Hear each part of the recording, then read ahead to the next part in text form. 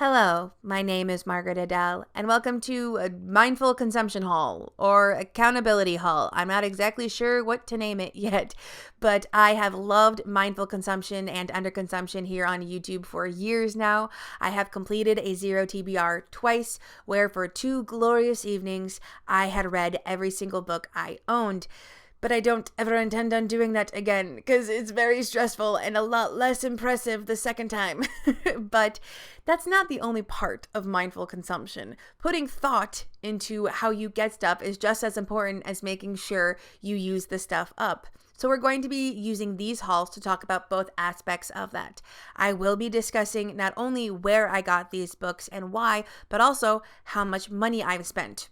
Or haven't spent, because I'm really trying to emphasize the free ways I have of getting books. I have several goals for this over the course of the year. I want to spend $450 or less for the entire calendar year. I want to have read or DNF'd 80% of the books I got by the time the year ends, and I want the average cost per book to be under $5. So in essence, making sure that I always haul a lot of free versions for every maybe new release I buy. Now, the totals here are going to be more estimate than complete fact, just because in some cases I might have forgotten to get an itemized receipt, and so I'm kind of guessing at remembering what the cost was. But for the most part, the margin of error is pretty small, and we will be talking about what is basically the cost for all of these things. And also, I will be discussing whether or not I've read them over the course of the month, and as well as totals for the year. Now, like I mentioned before, I got my TBR to 0 at the start of this year. So this is going to be a big one because I had literally no books. I had just reopened to review requests, and the Indie Ink Awards had finally opened their judges portal for this next round. So months will not usually be like this, but let's jump into all the different filming sessions I had to do to talk about the 25 books I hauled in January. January 1st was quite a day of hauling because it was the first day I could actually get books after a month of a book buying ban. And so literally first thing in the morning, I booked it, LOL, to the LFL and picked out 2 books and had 2 very different times with them over the course of the month. I picked up Cleaving by Julie Powell. This is a nonfiction memoir about the author's time learning to be a butcher and how that taught her stuff and helped her with her marriage, maybe? I don't know. I read this for 10 minutes before the late aughts, not like Other Girls' Nest. Just, it got to be too much, and I DNF'd it. I've literally only kept it in the house to film this, and after this is filmed, it will be going back out into the LFL. I just realized I never explained that LFL means Little Free Library. One of those little cabinets with free books in it. We have one in our yard, so that's where that's coming from. With another one of the author's books that's currently in there, we actually haven't had a lot of movement in the LFL lately. I might need to start seeking out other homes for those books just to get some circulation going. Regardless, I also got A Tree Grows in Brooklyn by Betty Smith from the LFL. This is considered an American classic, published in the 40s, but is meant to be explaining the life of an immigrant family in the early 1900s.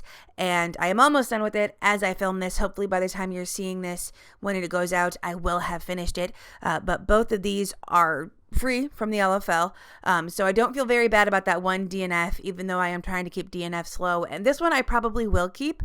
It is that weird mix of timeless and dated, which is what most classics are, but the audiobook is pretty good. I've been switching between the audiobook and the physical just to get through it because it's so chunky. It's almost 500 pages. There is a plot, but it's basically just telling you the lives of these people. There's not a specific end goal in mind, at least set out, but generally speaking, I definitely do need to get some more circulation going in the LFL, but there is still some good to be found there, and especially when you can get books for free. Next up is Kobo, my next taste test in my Going Wide series, the series where I try out Amazon alternatives for indie ebooks, specifically indie, specifically ebooks, and it's been a time trying to navigate that site just looking for independently published ebooks.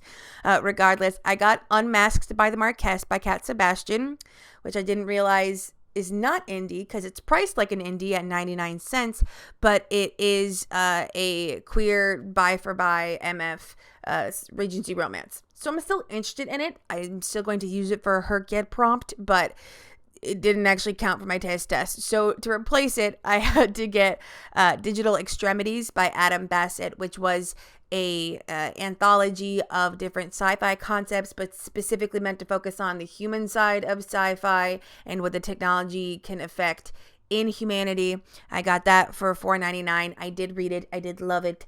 I will be using both it and its sequel for Herked prompts. So kind of a happy accident there. I did The Little Sushi Chef by Ty Hutchinson for $3.99. And this is meant to be a kind of like big trial, but for training to be a sushi chef. However, I ended up DNFing it maybe a little less than 100 pages in just because the writing style was very debut author syndrome. I don't know if it's actually the author's debut, but like I just couldn't get past it. And it's for a taste test. So like if I didn't like it, that's fine. That goes into the taste test. So I allowed myself that DNF. Then I got Fiorenzo by Sebastian Nothwell, which was a super chunky, above 500 pages, historical Achillean romance with some slight fantasy elements, not nearly as much as some of the author's other work. And this one was like low-key cheating because I've read this author before and loved his work like every time. And really, really funny is as I was posting about his work and posting about reading this, he actually sent me a review request that we'll talk about later. I did read this one on January 1st and loved it and used it for like multiple Herked prompts. So overall, my Kobo experience was decent. I will likely continue using it in a small respect, but I don't see it becoming like my new main source of books. Next up was Thrift Books, and this is a source that in previous years was gigantic for me. I used to use it for a lot of different series. However, I finished several of the series I was using it for and DNF'd several others. So this is probably a source that we're going to see a lot more rarely this year. But I did get the next two books in the Otherworld series by Yasmin Gale Norn, Harvest Hunting and Bone Magic. I don't think I have those in the right order, but this is a urban fantasy series revolving around three sisters who are half human, half fae, and they're basically trying to keep demons from invading our world. And I do like it that every book is focused on a different sister, and it just kind of cycles through them. I don't necessarily know that I have a favorite yet. I am 6 books in. Which normally would be enough to figure it out, but this is a 20-book series. Now, as I film this, I don't have either of these read. However, I'm hoping to get at least one of them read by the end of the month because I always want to be working on my series. So if that happens, I'll mention it later on in the video. But for right now, Harvest Hunting was $4.39 and Bone Order was $5.59, both from Thrift Books, currently unread. Then we have They Were Her Property by Stephanie E. Jones Rogers. This is unread because I am specifically meaning to read this in March. I got it now because I wanted to force myself to not back out of it because this is like, from what I have been told, this is the anti-racist, anti-white feminism final boss book. I've read several others and then I put this one off for forever because it is in depth on how white women upheld slavery. In fact, in some cases, slaves were the only property a woman was allowed to own and how much they were eagerly enslaving people. So I'm actually going to read this one for Women's History Month in March, but to make sure I did that, I'm going to buy it now and I'm going to push myself to read it because this one cost, what did it cost? $18.09, which is a lot for a Thrift Books book because I think it's technically new. Like there was no used versions of this, which I hope is a good thing. I hope that means that everyone that got it is like keeping it for study. But we'll see how I feel about myself after that one. And then I got Hard Copy by Finn Veldman. This was one I've been highly looking forward to because it is a story about a woman in love with a printer. And I'm not going to lie, I thought it was going to be way sillier than it ended up being because I have already finished it. And maybe it's a lot sillier if you're Dutch because this was originally Dutch and translated into English. But like, I don't know, it was so much more serious than I anticipated. But I got this one for $15.98. I believe it was another new one, although this book only came out in English in October. Its original title was Xerox, but I'm pretty sure they didn't want to mess around with like copyright names here. So I have finished this one. It was pretty short. I'm still on the lookout for more women falling in love with weird objects. I guess men too, non-binary people, anyone falling in love with weird objects. Please let me know. Oh, and the printer was sentient. And it still didn't feel that silly. That was the weirdest part. But moving on. Next category is NetGalley books. Now, I originally, in 2025, set myself the goal that I wanted to get my NetGalley ratio to 95%. Didn't quite reach it because I kind of just didn't care that much about NetGalley books in general. But the one I did care about was a hand sewing book where I reviewed the book by making a piece of clothing. And that's when I kind of got this idea of, oh, I can just do weird nonfiction books from NetGalley and then have more fun reviewing them in the video. And that's why I got The Epic History of Macaroni and Cheese by Karima Moyer-Nochi. Because I was like, hey, I can make mac and cheese for the review. And I did. But not only that, I put cinnamon on it. Because according to this book, cinnamon was one of the OG spices people put on their pasta, because back then macaroni like literally just meant pasta. And I had so much fun in that video. It will be linked down below. Any reviews of these books that I have will be linked down below. But that's kind of where I was like, okay, now I'm just going to go to NetGalley purely for those weird, or at least the nonfiction books where I have an idea for a video review that's not just sitting and talking about it. And so the other one I requested, because I'm very particular about NetGalley. I only request one, get it, review it, get the next one. I don't let it build up because I like my ratio staying high. But regardless, I got Sit Right Here by April Davila. And that is a writing mindfulness thing. I actually have some really exciting stuff going on in my writing journey right now, but I still can't announce anything as of filming this. Maybe there will be an announcement video by the time this comes out. I don't know. So I definitely want to do some kind of like, I wrote 10,000 words to review a book and try out the mindfulness tips in my writing routine. I don't know yet because I haven't read it yet, but I do have some semblance of a plan. Oh, and it goes without saying, but NetGalley books are free because review. It is another day. I have already finished 2 more books because I am crushing it. But now we are going to talk about my mini haul from the local indie bookstore. I want to give them a lot of business, right? Because it's a small business, local bookstore, super gay. The owner knows me by sight.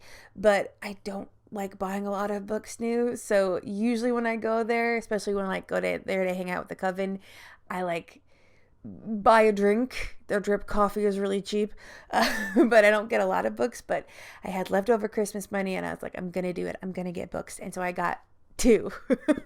And I was looking for books that would match the prompts for the hardest reading challenge you'll ever do. That's what Herkyet is. I realize I've been repeatedly saying Herkyet without specifying that's what that means.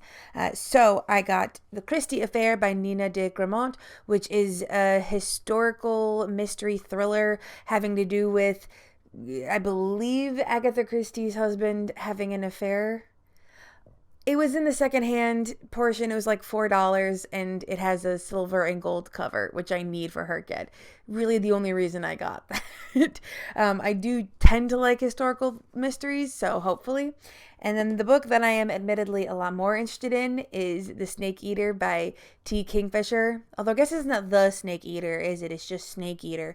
I picked this up just because purple cover. Because again, a prompt, and it is supposed to be about a woman who moves to the desert, and this creepy stuff is happening. And then after I purchased this, I saw a reference elsewhere online that has something about the protagonist fucking a Roadrunner. And so I'm game, like, not in the bestiality aspect. Let me clarify. In the Roadrunner god of mythos aspect, I probably should clarify that. But now I need to know. And it's not that big. So I don't know exactly when I'll read that one, but it should be pretty simple. But these two together were $22. This one being $4, this one being $18-ish. I always say no to the receipt and then forget to clarify the prices. I gotta get better at that, but I'll remember that for next time.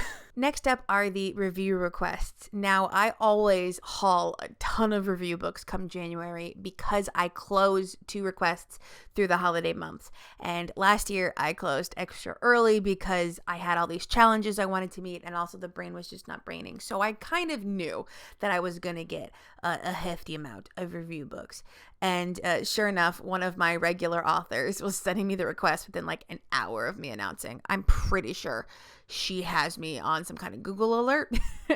But regardless, if I have already read and reviewed these, those will be down in the description below. But first off was Neural Howlround by Jennifer R. Donahue. Like I said, pretty sure she has me on a Google alert. This is book something in the Run with the Hunted series. I forget, but it is a series of sci-fi novellas focusing on this trio of female thieves, professional thieves. And we are back to my favorite character, the very likely neurodivergent tech genius Bits. Next up, we had another return author, Bodies of Water by Alex Pendragon. He writes primarily Achillean erotica, usually contemporary, which I don't usually read, but when I do read contemporary romance or erotica, it's usually queer. I did already read that one and enjoy it. Then there was A Colder Home by Jillian Maria. Technically, she sent me that review request way earlier, but just accepted that I was closed and couldn't respond until the new year. That also is a return author, although I haven't seen her in a hot minute. And what I read from her before was all sapphic YA. Maybe was that her, the one sapphic adult romance? I don't know. But this one is a haunted house book. So thriller horror-y. Interested in that one. We have An Outstretched Hand, the anthology edited by Sebastian Nothwell, which is short stories based on the tarot. I am pagan, not super deep into tarot. I kind of vacillate between, is it actually mystical? Is it just a good meditation exercise type beat? But I am interested in short stories based on the tarot.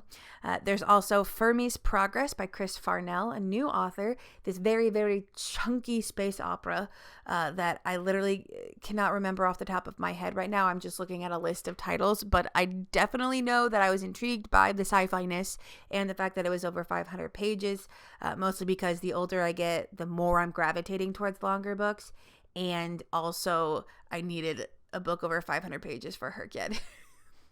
So we also had Rabid Dogs by Freya Faust, another returning author, the 4th book in its series, and a return to form, she assured me, because the 3rd book was a little bit of a side quest. And yes, we are back to having fights and battles. I did already read and review this one. Highly, highly enjoyed that one.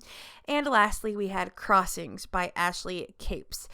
All I know is that evil magical white kangaroo. It's set in Australia, and the protagonist is like chasing after a mystical white kangaroo that might be doing stuff, or maybe someone else is the secret antagonist. And the minute I was like, ooh, magic evil kangaroo, I gotta know. So those are all of my review books for now. I actually do have at least one review request in my inbox as I film this, and I could get more, but the way I want my brain to be when I go to sit down to actually look through requests, I don't just sit through randomly, because if I am feeling pressed to make a decision, the decision is almost always no. So I want to make sure I am in a good frame of mind before I respond to those emails, so I'm sure that my answer is what I want it to be. So if I come back and be like, oh yeah, BTW, one more review book, that's why. But for now, let's move on to the next, and I believe last segment. Our last category is the Indie Ink Awards. This is a series of awards for independently published books that is focused not on genres, but on tropes, covers, and representation. And I told myself this year because I did it for the first time last year and loved it, that I was going to force myself to judge for the disability representation, because you have to be a member of the community to judge those books, and I am trying to force myself to internalize the fact that I am disabled. I have insulin-resistant PCOS. I have to eat a restrictive diet. I have blacked out in public because of this. I had to do invasive tests to get the diagnosis. My life is miserable, not on birth control. And I still struggle to say the phrase, I am disabled. So I'm forcing it using books. Indie books, because I'm me.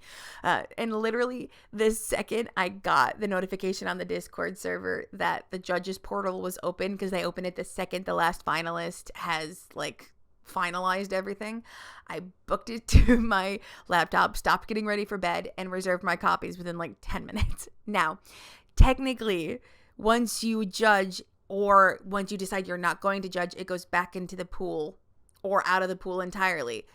But because when you have access to them, once you download the manuscript, it's DRM free, you keep it, I do consider these hauling, which I guess, honestly, that wouldn't even matter anyway, because I also consider NetGalley books hauled, and those also leave your library after a time.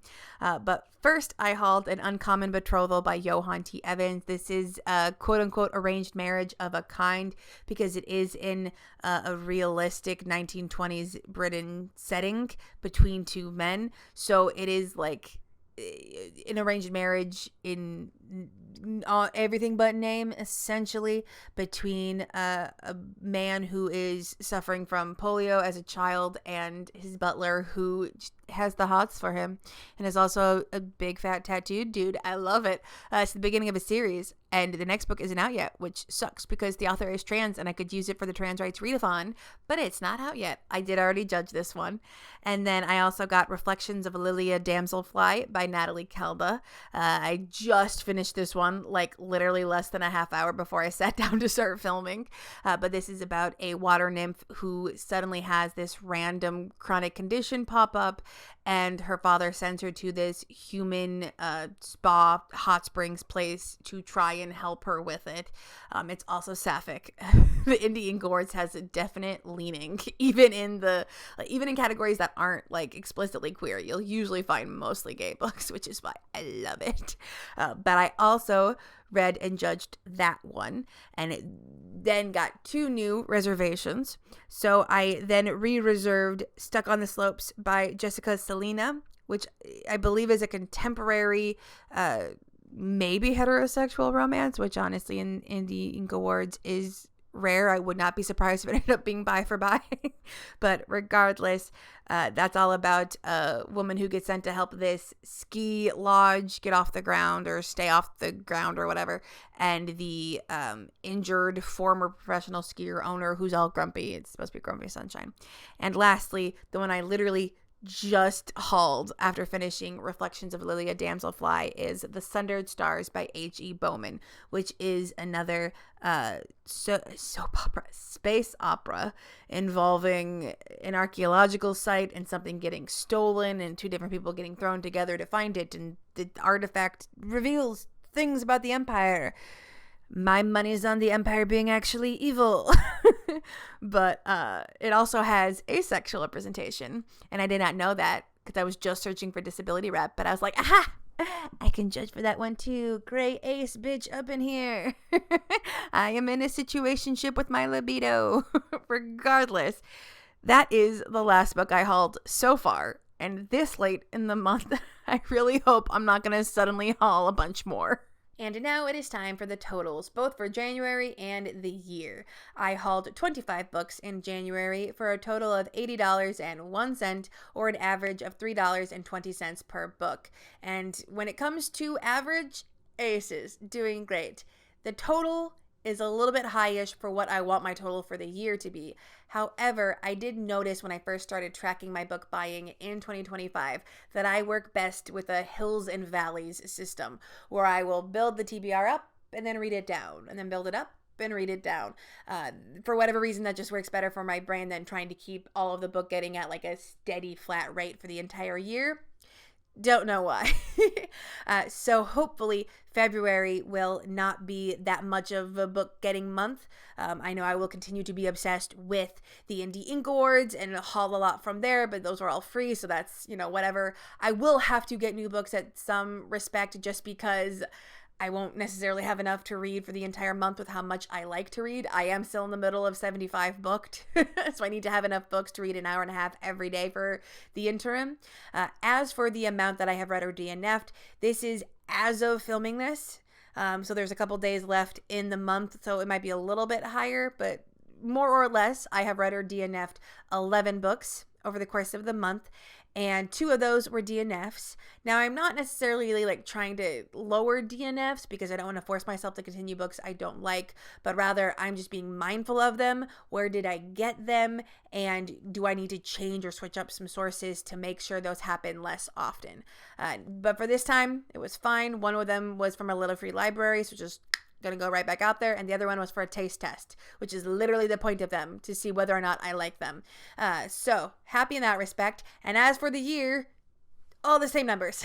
It is January.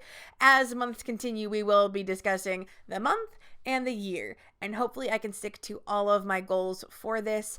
I, oddly enough, love looking at all the spreadsheets and the numbers of my book getting, and I feel so excited for all of these books. I love having a TBR where I can almost remember all of them off the top of my head. Not necessarily strictly all of them. There are 1 or 2 that we talked about here where I couldn't quite remember what it was about, but for most of them I can, and I'm still excited to read them. I'm hoping that I can keep books on my TBR for no longer than 3 months. We'll see how much that plays out, but that's the goal at least. And if you enjoyed this, please feel free to stick around, subscribe. There might be some fun announcements coming up. Regardless, I would love to know how you do tracking your book buying. Do you want to start? Have you noticed any weird buying habits you have, like my hills and valleys? Please let me know down in the comments below. And with nothing else to say, I hope you have a wonderful day and a marvelous tomorrow.